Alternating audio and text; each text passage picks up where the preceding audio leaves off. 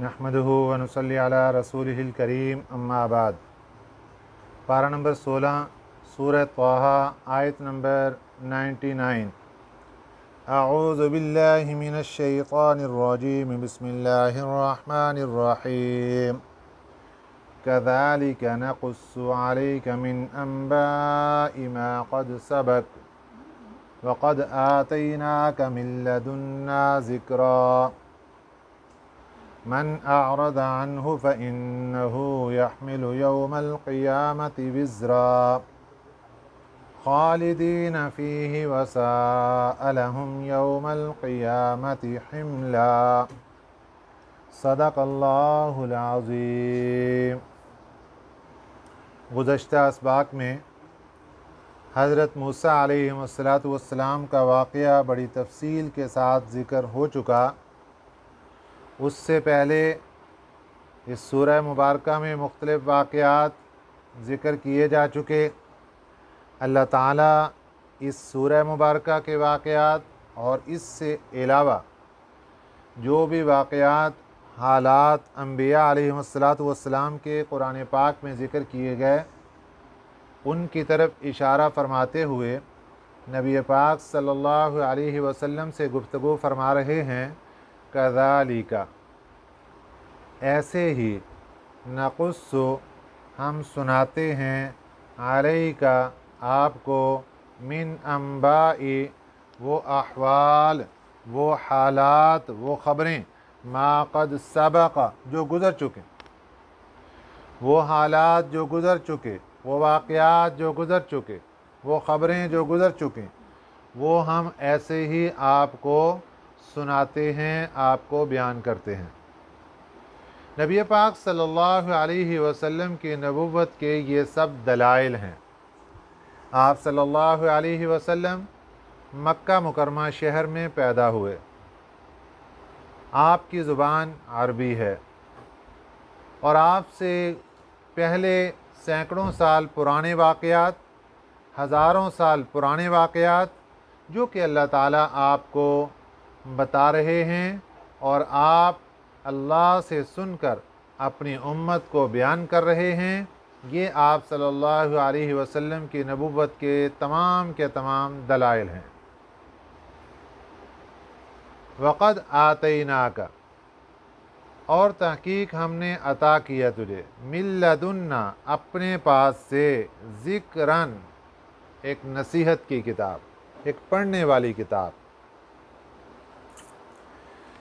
یہ اللہ تعالیٰ قرآن پاک کی خصوصیت بیان فرما رہے ہیں کہ آپ کے اوپر ایک انعام ہمارا یہ کہ ہم گزشتہ احوال وہ آپ کو سنا رہے ہیں جس کا آپ کو علم نہیں تھا، اور ایک سب سے بڑا انعام یہ ہے کہ وقد آتیناک من لدنا ذکرا ہم نے آپ کو عطا کیا اپنے پاس سے ذکرا۔ یہاں ذکر سے مراد قرآن مجید ہے۔ ہم نے آپ کو قرآن عطا کیا۔ اس کے بعد اگلی آیت مبارکہ میں اللہ تعالیٰ وعید سنا رہے ہیں کہ جو قرآن پاک سے منہ موڑتے ہیں ان کا حشر کیا ہوگا۔ من اعرض عنہ، من جو کوئی، اعرض اعراض کر لے، منہ پھیر لے، عنہ اس قرآن سے، فإنہ یحمل پس بے شک وہ اٹھائے گا، یوم القیامت قیامت کے دن، وزرا ایک بوجھ۔ جو قرآن پاک سے منہ موڑے گا وہ قیامت کے دن بوجھ اٹھائے گا۔ یہاں بوجھ کون سا مراد ہے؟ گناہوں کا بوجھ۔ ہم جو دنیا میں اعمال کرتے ہیں یہ دو قسم کے ہیں، نیک اعمال اور برے اعمال، اللہ کو راضی کر دینے والے کام اور اللہ کی ذات کو ناراض کر دینے والے کام۔ یہ دونوں قسم کے کام جو ہم آج کر رہے ہیں، مرنے کے بعد جیسے ہی آنکھ بند ہوگی یہ ہمارے اعمال ایک جسمانی صورت میں ہمارے سامنے آئیں گے۔ اگر اچھے اعمال ہیں تو اچھے جسم کی صورت میں سامنے آئیں گے، اور اگر برے اعمال ہیں تو بدترین اور برے جسم کی صورت میں سامنے آئے گا۔ نمبر 2، قیامت کا دن ہوگا، اللہ کی ذات کی عدالت لگی ہوگی، اچھے کام کرنے والا خوشیوں میں پھر رہا ہوگا، کیونکہ اس نے دنیا میں جو اچھے اعمال کیے ان کو دیکھ کر وہ خوش ہو رہا ہوگا۔ وہ اعمال اس کو یوں سمجھے کہ اپنی ہتھیلیوں پر اٹھائے پھر رہے ہوں گے اور وہ خوشیوں سے جھوم رہا ہوگا۔ اور وہ بندہ جس نے برے اعمال کیے یہ پریشان ہوگا، دنیا کی آنکھ بند ہونے کے فوراً بعد جو پہلا مرحلہ آتا ہے وہ ہے قبر، وہ ہے عالم برزخ۔ وہاں سے اس کی پریشانی کا آغاز شروع ہوا کہ بدترین جسم کی صورت میں وہ اس کے سامنے برے اعمال ظاہر ہوئے اور وہ اس کو تکلیف پہنچاتے رہے۔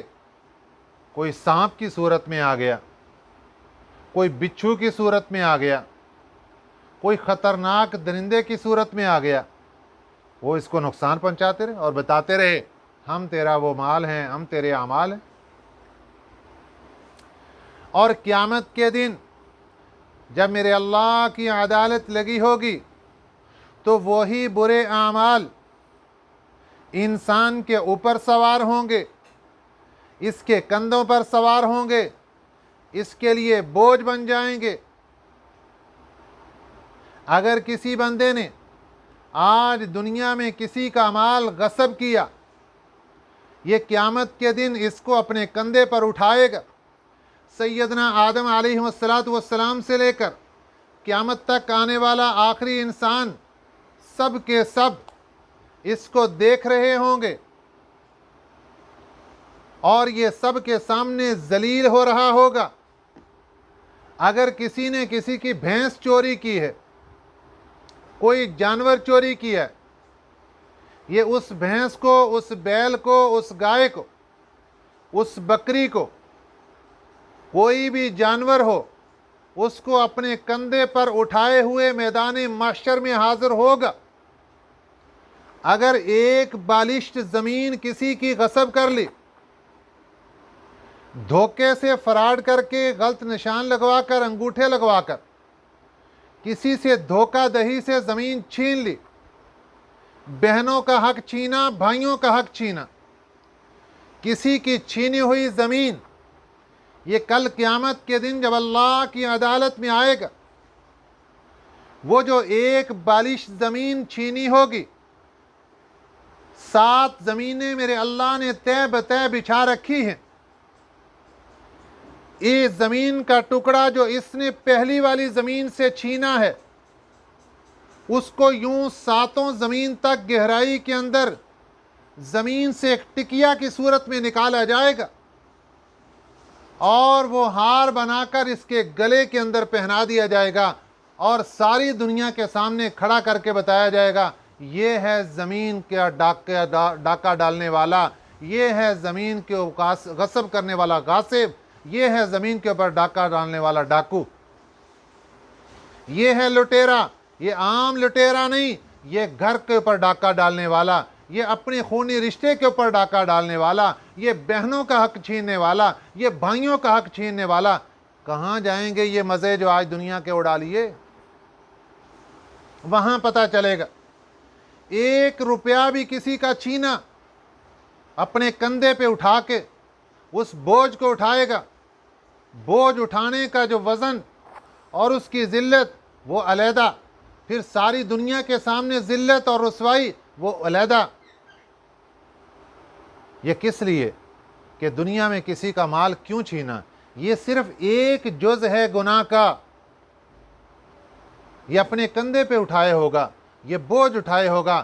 اسی طرح اور کوئی حقوق دبا لیے اور کچھ نہیں کیا، کسی کی غیبت کر لی اور کسی کو گالی دے دی، کسی کے سامنے جھوٹ بول لیا، کسی کی وعدہ خلافی کر لی، کوئی کام بھی حقوق العباد میں ہو، حقوق اللہ میں ہو، کچھ بھی دنیا کے اندر ظلم کر بیٹھا، گناہ کر بیٹھا، توبہ کر کے دنیا سے نہیں گیا تو یہ گناہ اس کے کندھے پر ہوگا اور قیامت کے دن یہ اس کو اٹھا کر اللہ کی عدالت کے اندر پیش کیا جائے گا۔ اس لیے اللہ تعالیٰ نے فرما دیا من اعرض عنہ فإنہ یوم القیامت وزرا۔ قرآن پاک سے منہ موڑنا بھی تو ایک گناہ ہے، قرآن پاک سے منہ پھیر لینا بھی تو ایک جرم ہے۔ یہ اپنے اس جرم کو اپنے اوپر اٹھائے ہوئے قیامت کے دن اللہ کی عدالت میں پیش ہوگا اور یہ جرم اس سے حساب و کتاب لیا جائے گا۔ پھر اس قرآن پاک سے منہ موڑنے کی مختلف صورتیں ہیں۔ میں یہ صورتیں عرض کرتا ہوں اور ہم سب اللہ کی جناب میں اپنے آپ کو پیش کریں اور اپنا اپنا محاسبہ کریں، چیک کریں کیا ہم تو اس وعید کے اندر نہیں آ رہے کہ جس میں اللہ نے فرما دیا کہ جس نے بھی قرآن پاک سے منہ موڑا وہ قیامت کے دن ایک بوجھ کو اٹھا کر میرے دربار میں حاضر ہوگا۔ تو ہم نے چیک کرنا ہے کیا ہم تو اس کیٹیگری کے اندر نہیں آ رہے۔ قرآن پاک کو اعراض کرنے کی ایک صورت یہ کہ قرآن پاک کی تلاوت نہ کی جائے۔ جو بندہ بندی روزانہ قرآن پاک کی تلاوت نہیں کرتے یہ قرآن پاک سے اعراض کرنے والوں میں ہے، قرآن پاک سے منہ پھیرنے والوں میں ہے۔ نمبر 2، قرآن پاک پڑھا ہوا نہیں، عمر گزر گئی، اس کے پڑھنے اور سیکھنے کی فکر ہی نہیں کی اور ابھی بھی اس کی طرف توجہ نہیں کر رہا، یہ سوچ ہی نہ رہا کہ میں قرآن پاک پڑھا نہیں میں پڑھ لوں، میں نے سیکھا نہیں سیکھ لوں، یہ بھی قرآن پاک سے منہ موڑنے والا ہے، قرآن پاک سے اعراض کرنے والا ہے۔ نمبر 3، پڑھا تو ہے لیکن حروف غلط ہیں، غلط پڑھ رہا ہے اور اس کو صحیح کرنے کی طرف کوئی دھیان بھی نہیں دے رہا، اس کی فکر بھی نہیں کر رہا، یہ بھی قرآن پاک سے اعراض کرنے والا، منہ موڑنے والا ہے۔ نمبر 4، قرآن پاک صحیح پڑھتا ہے، تلفظ ٹھیک ہے، تجوید ٹھیک ہے، لیکن جب بھی تلاوت کرتا ہے اپنے اوپر بوجھ سمجھ کر بے دلی کے ساتھ، بے رخی کے ساتھ، بے پرواہی کے ساتھ پڑھتا ہے، یہ بھی قرآن پاک سے منہ موڑنے والا اور اعراض کرنے والا۔ نمبر 5، قرآن پاک تو پڑھتا ہے، بڑی توجہ سے پڑھتا ہے، لیکن دنیاوی مال و عزت کے لیے پڑھ رہا ہے، اس کی نیت ٹھیک نہیں ہے، یہ اللہ کو راضی کرنے کے لیے نہیں پڑھ رہا بلکہ دنیا داری کے لیے پڑھ رہا ہے، یہ بھی قرآن پاک سے منہ موڑنے والا اور اعراض کرنے والا ہے۔ نمبر 6، قرآن پاک کے الفاظ بہت اچھے طریقے سے پڑھتا ہے، تلاوت بڑی عمدہ کرتا ہے، بڑی توجہ کے ساتھ کرتا ہے، لیکن قرآن پاک کے احکام کو سمجھنے کی طرف توجہ ہی نہیں دیتا۔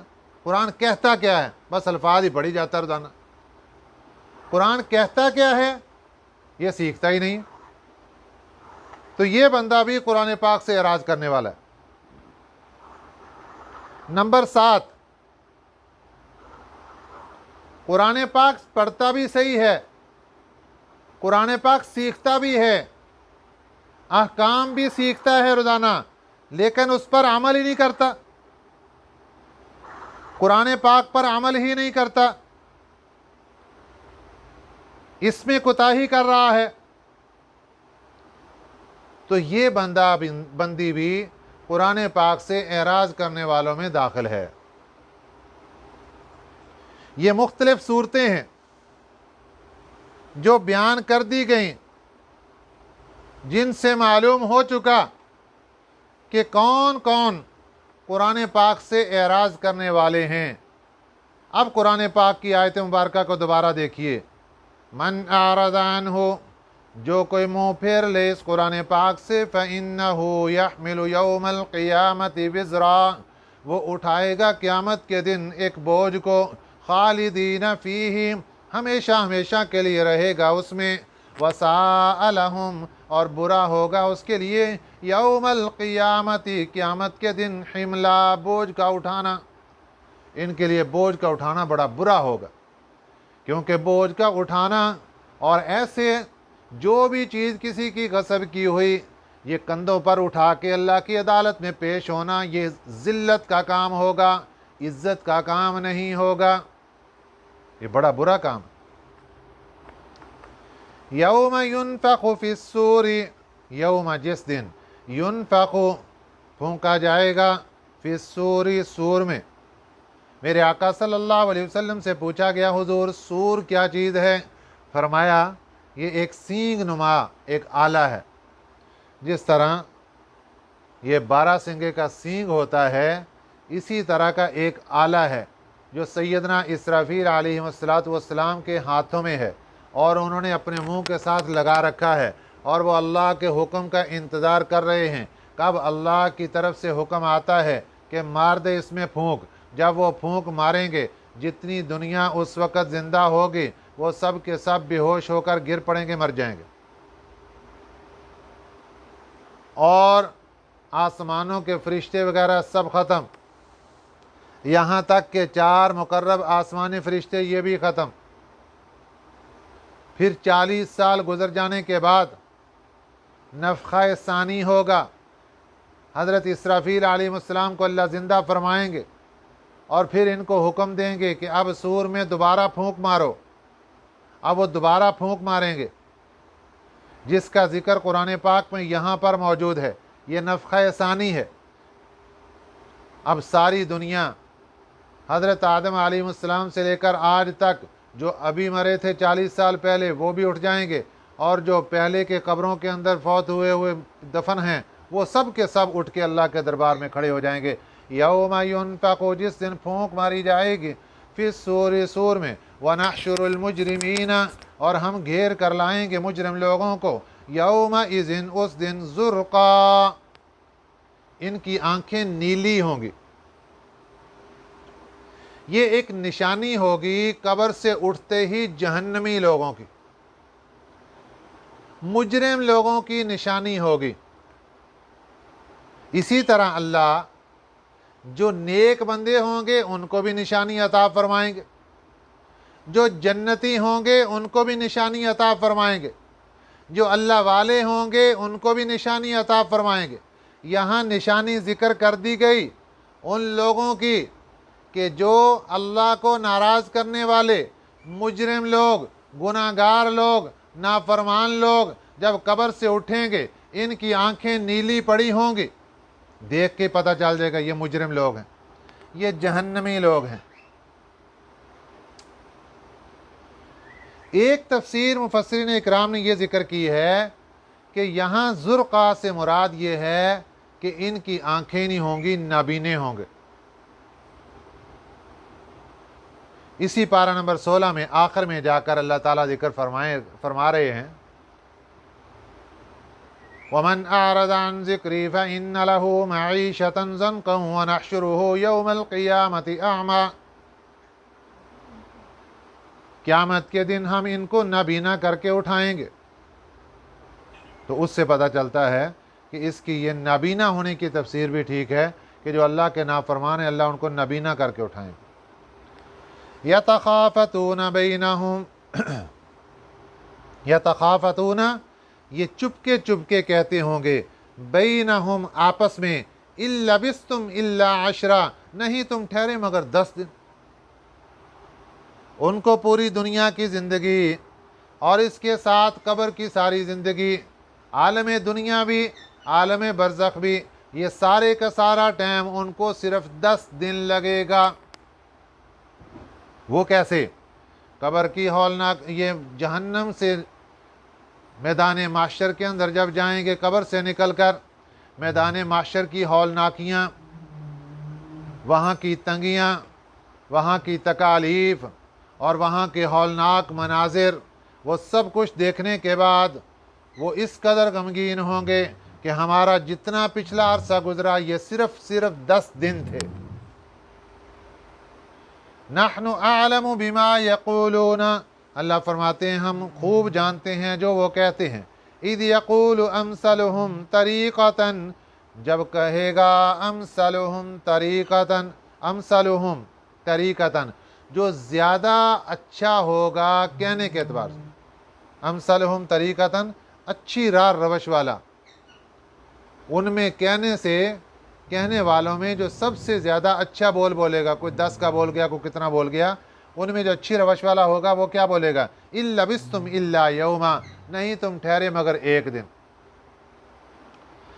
قیامت کے ایک دن کے مقابلے میں یہ سارے کا سارا عالم برزخ اور عالم دنیا یہ ایک دن بھی نہیں بنتا، یہ ایک دن سے بھی بہت کم، ایک دن کا جز بھی نہیں بنتا، کیونکہ قیامت کا ایک دن ایک جگہ پہ 1000 سال، اور ایک جگہ پہ 50,000 سال کا ایک دن۔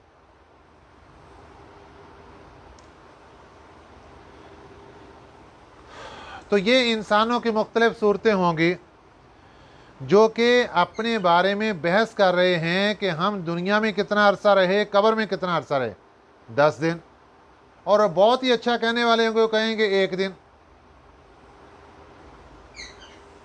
اس سے بعد اگلی آیت مبارکہ میں اللہ تعالیٰ ایک بات کا جواب دے رہے ہیں۔ میرے آقا صلی اللہ علیہ وسلم سے ایک مرتبہ ایک آدمی نے پوچھا کہ آپ یہ بتائیے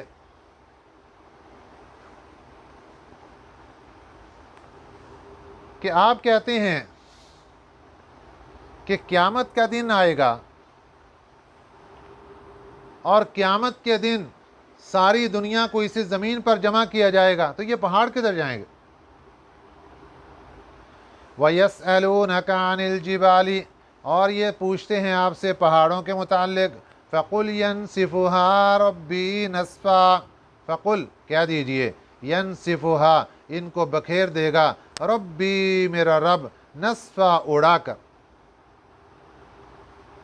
اور پارہ نمبر 30 میں اللہ تعالیٰ پہاڑوں کے متعلق کیا فرماتے ہیں؟ قیامت کے دن ہوگا اور یہ پہاڑ روئی کے گالوں کی طرح اڑتے پھرے نظر آئیں گے۔ آج تو بڑے وزنی نظر آتے ہیں، ان کا وزن ہی ختم۔ جس طرح وہ پینجا ہوتا ہے روئی کو پینجنے والا، اور وہاں سے روئی کے ذرات، بڑے بڑے ذرے بھی ہوا کے اندر اڑ رہے ہوتے ہیں، ایسے ہی کل قیامت کے دن یہ جو پہاڑ ہیں یہ دھنکی ہوئی روئی کی طرح یہ ہوا کے اندر اڑتے پھریں گے، وزن ان کا بالکل ختم ہو جائے گا۔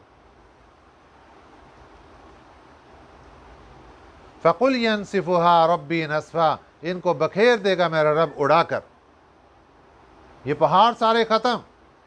فَيَذَرُهَا، پھر چھوڑ دے گا اس زمین کو، قَاعًا چٹیل میدان بنا کر، صفصفا ہموار بنا کر، چٹیل ہموار میدان بن جائے گا ساری کی ساری زمین۔ لا تری فیہا عوجا، نہیں تو دیکھے گا اس میں کوئی ٹیڑھا پن، کوئی ناہموار جگہ، ولا امتا، نہ کوئی ٹیلا، کوئی اونچی جگہ، کوئی ناہموار، کچھ بھی نہیں ہوگا، سب بالکل چٹیل میدان بن جائے گا۔ یہ میدان معاشر کا نقشہ کھینچا جا رہا ہے، اس زمین کو اللہ کیسے بنا دے۔ یومئذ، اس دن، یتبعون، اتباع کریں گے، الداعیہ، داعی کی، پکارنے والے کی۔ یہ پکارنے والا کون؟ حضرت اسرافیل علیہ السلام کے سور پھونکنے کی طرف اشارہ ہے۔ جب ان کا سور پھونکا جائے گا، نفخہ ثانیہ، دوسرا سور پھونکا جائے گا، اس سے آواز نکلے گی، قبروں سے لوگ خود اٹھیں گے، اور اٹھ کر جو سور کی آواز جس طرف آئے گی خود ہی اس طرف بھاگنا شروع ہو جائیں گے، چلنا شروع ہو جائیں گے، ان کو کسی کے بلانے کی اور دھکے لگانے کی ضرورت نہیں پڑے گی۔ اور دنیا کے اندر جس طرح اللہ کے حکم کے سامنے اکڑ کر کھڑے ہو جاتے ہیں، وہاں نہیں اکڑ سکیں گے۔ جس طرح دنیا میں اللہ کے حکم کے سامنے بغاوت کر کے کھڑے ہو جاتے ہیں، وہاں بغاوت نہیں کر سکیں گے، میں نہیں آتا جی، اکڑ کر کھڑا ہو گیا میں نے نہیں جانا جی، نہیں، ایسا کوئی معاملہ نہیں ہوگا۔ یومئذ، اس دن، یتبعون، یہ دوڑیں گے، الداعیہ، پکارنے والے کی پکار پر، لا عوج لہ، کوئی ٹیڑھا پن ان میں نہیں ہوگا۔ دنیا میں تو بڑے ٹیڑھے ہو کے چلتے ہیں، ان کو ٹیڑھے کیوں کہا گیا؟ یہ اللہ کے فرمان کے سامنے ٹیڑھے ہو جاتے ہیں، سیدھے ہو کے چلتے ہی نہیں، اللہ کے فرما بردار بنتے ہی نہیں، تو جو اللہ کا نافرمان ہے وہ ٹیڑھا ہے۔ اور جب قیامت کے دن سور پھونکا جائے گا، ان کو بلایا جائے گا، آ جاؤ بھی حساب و کتاب کے لیے، لا عوج لہ، اس وقت کوئی ٹیڑھا پن نہیں ہوگا ان کا۔ وخشعت الاصوات، اور دب جائیں گی آوازیں، للرحمن، رحمان کے ڈر سے، خوف سے، آوازیں دب جائیں گی، کسی کی جرت نہیں ہوگی کہ وہ بول سکے، کچھ بھی کوئی آواز نہیں نکلے گی۔ فلا تسمع، تو نہیں سن سکے گا، الا ہمسا، مگر کھس کھس کی آواز۔ یہ کھس کھس کیا ہے؟ کہ جو پاؤں کے چلنے کی آواز ہے تھوڑی سی، بس وہی ہوگی، باقی اور کوئی آواز نہیں آئے گی، اتنا فکر غم لاحق ہوگا کہ آواز نکلے گی نہیں۔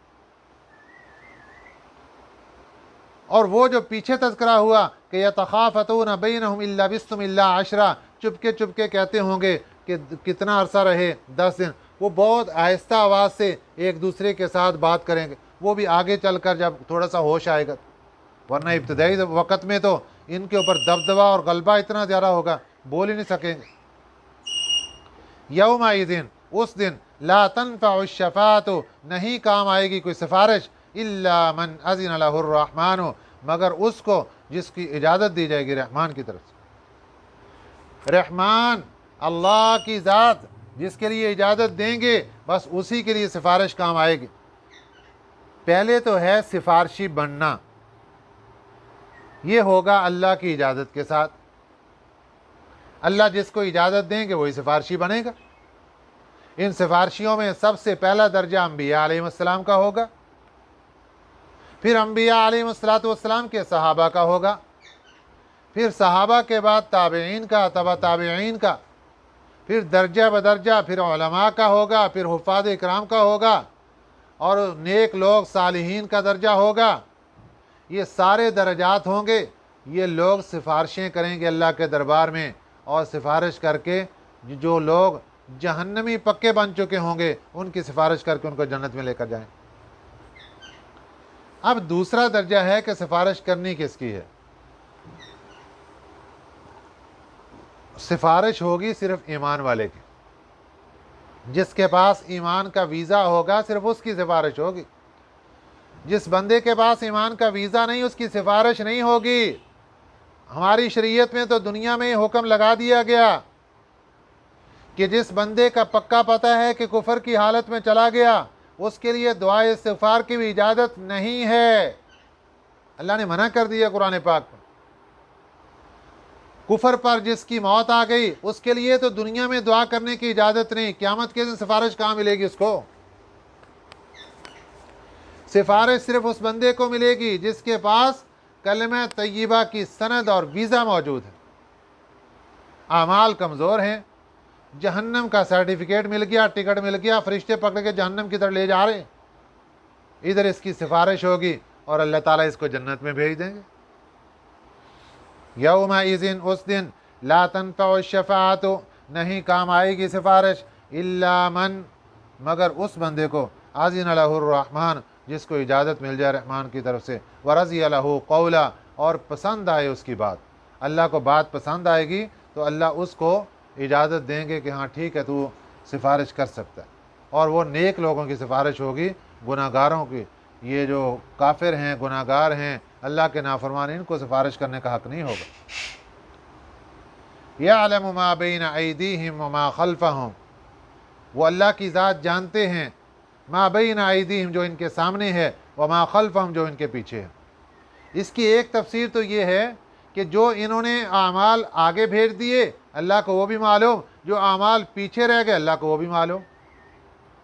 اور ایک تفسیر یہ ہے کہ دنیا کے اندر رہتے ہوئے ان کی جو جہات ہیں सामने आगे पीछे अल्लाह को सब मालूम है। और एक तफसीर ये है कि ये दुनिया के अंदर रह रहे हैं, अल्लाह को ये भी मालूम है, और आगे जाकर इनका क्या ठिकाना है अल्लाह को ये भी मालूम। वला युहीतून बिही इल्मा, अल्लाह को तो सब कुछ मालूम, और इसके मुकाबले में ये इंसान कितना कमज़ोर, वला युहीतून बिही, और ये इंसान नहीं अहाता कर सकता उस ज़ात का इल्मन, अपने इल्म के एतबार से।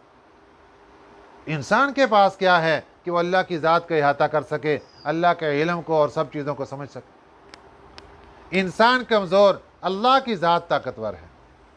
तो इसलिए जब अल्लाह की ज़ात ताकतवर, इंसान कमज़ोर है, तो इंसान को चाहिए कि उस ज़ात के सामने झुक जाए, आजिज़ी इख्तियार कर ले, इनकिसारी इख्तियार कर ले, उस अल्लाह के सामने हर वक्त गिड़गिड़ा ले कि ऐ अल्लाह तू ही मेरा माबूद है, तेरे सिवा कोई माबूद नहीं, तू ही हाजत रवा है, तेरे सिवा कोई हाजत रवा नहीं, तू ही मुश्किल कुशा है, तेरे सिवा कोई मुश्किल कुशा नहीं। ऐ अल्लाह तेरी रहमत से दुनिया में जी रहे, तेरी रहमत से मौत के वक़्त जो सख्तियाँ आएंगी उससे तेरी रहमत से छुटकारा होगा, मौत के बाद कब्र के अंदर तेरी रहमत से छुटकारा होगा, और उठने के बाद तेरी रहमत से छुटकारा होगा, और तेरी रहमत की चादर के साए तले ही ये फ़ैसला होगा, और हम सब इंशाअल्लाह अज़ीज़ जन्नत के अंदर चले जाएंगे। अल्लाह ताला हम सब को इन अमाल को बनने की तौफ़ीक़ अता फ़रमाए, और अच्छे अमाल करके अल्लाह को राज़ी करने वाला बना दे। अल्लाहुम्मा रब्बना तक़ब्बल मिन्ना इन्नका अंतस समीउल अलीम